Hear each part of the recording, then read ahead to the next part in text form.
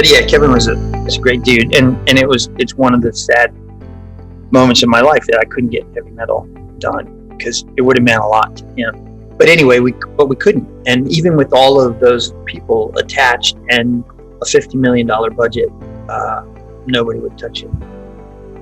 It's crazy.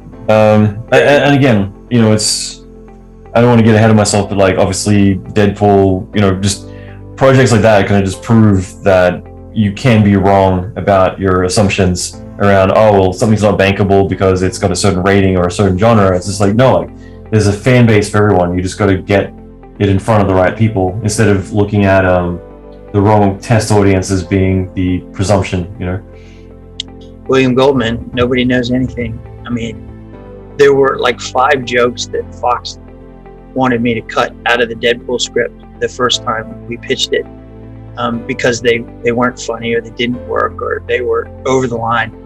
And every one of those jokes were in the trailer that we showed at Comic-Con that, brought the house down. And it does just, it is a nice bit of validation to feel like, I thought that would work, and it did.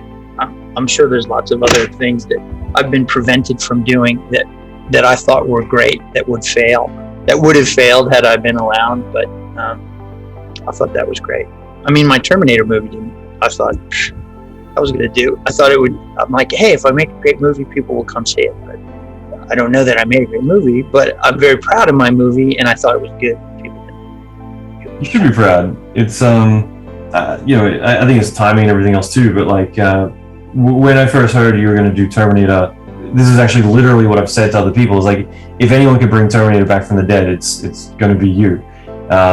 So, in a lot of ways, like, I think you are the perfect person to touch that IP, because a lot of things, like you going back to Xbox for a second, like I said, that's perfect for you because there is that kind of attachment to, I think, doing strong female characters versus needing to have like a buff dude, the generic stuff. Like, you've definitely got like a different approach to things that is your style, and I feel like Terminator is your thing. Well, all things considered, I gotta show you this picture. This is my favorite picture.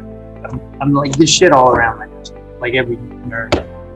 This was my favorite picture. You see it? I have my camera. Yeah, I love that. It's such a great photo. They were doing publicity photos, and the ladies grabbed me. I love that. But it was a hard movie, but I don't regret a second of it, because we had such a good time, and all the people that worked on it, really. And I tried my best, but what are you going to do? I think, who knows why shit doesn't work. I had a funny experience where I went with to see it in the theater, like near the end of the run, and it was with Drew Crivello and Gina Carano. We went to see it, and we're walking out of the theater. We're like the last ones out of the theater, and this couple behind me. The woman says to her husband, she's like, I kind of like that movie. And the husband's like, oh yeah, it's just getting fucking bashed online. I don't know why. I thought it was kind of fun, but it's really getting beat up. And I turned around and I said, can I give you people a hug? Because I've had a really bad 2 weeks. And it's just nice to hear somebody say that, because it had really been getting shit on. And we had such bad luck too, like, well, I'm whining here, but the premiere, the flyers in LA that shut down the premiere, but it was actually kind of cool, because I asked IMAX if we could. Everybody's family was in town, like Linda's daughter was here, and the cast all had family in, so my sister came out, and so I asked IMAX, I'm like, would you screen it for us, because they canceled our premiere, and I just got some shitty champagne and plastic cups, and they screened it at Terminator for us at IMAX, which was the only time that Linda saw the movie, because she didn't want to see the movie. I'm like, you're fucking seeing the movie with me. But it was great. It was probably better than any premiere that could have been. But and I was sad that one didn't work out, but I learned a lot. Just to touch on that, like, if we encapsulate it in a short version, but like, what was it like starting the discussions around Terminator, and also all the way through production. I mean, I gotta imagine that's a fucking amazing experience to go through, both because I know I can assume well enough with you that is kind of like a dream come true to get to reign, you know, in a Terminator franchise. Terminator 2, in my top 5. So sure. Yeah, I mean, it's pretty unbelievable. I'm the luckiest nerd on the planet. I mean, look at what I've gotten to do. I mean, the studio is such a satisfying thing to have.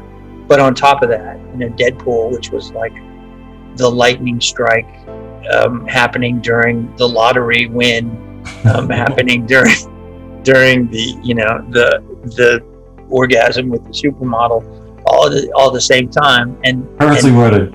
I love it. And, it doesn't. I mean, you don't get any luckier than that. And then, you know, Love, Death, and Robots, and then Terminator, and yeah, okay, Terminator only made 270 million, but fuck, just to get the chance to fail on a Terminator movie is pretty lucky for a nerd. Even just initially, the preliminary talks about it. I mean, you know, well, having to come up. When I was finishing Deadpool, it wasn't finished yet. David Ellison from Skydance came over to visit with a writer friend of mine, Lita Kalligridis, and wanted to talk about a project. And I showed them the rough cut of Deadpool. It was maybe 3-4 months out from being finished, and David really liked it, and we started talking about movies and stuff, and Terminator came up, and of course I said I loved it, and it was one of his things that he always wanted to do, and felt like, you know, Genesis just hadn't been what he hoped, and wanted to take another shot at it, and would I be interested? I said, of course I would, and I'm lucky to be able to say I've had this experience. But I mean, I was 50 when I directed Deadpool, so I had been trying to direct movies for quite a long time. You know, first animated, almost always it was animation. I wanted to do animation, and then suddenly you get lucky at 50, and then you get somebody said, "Hey, how would you like to do a Terminator film?" It's a surreal fucking experience, because a year ago I was begging. Like, I'm not going to say that on your podcast.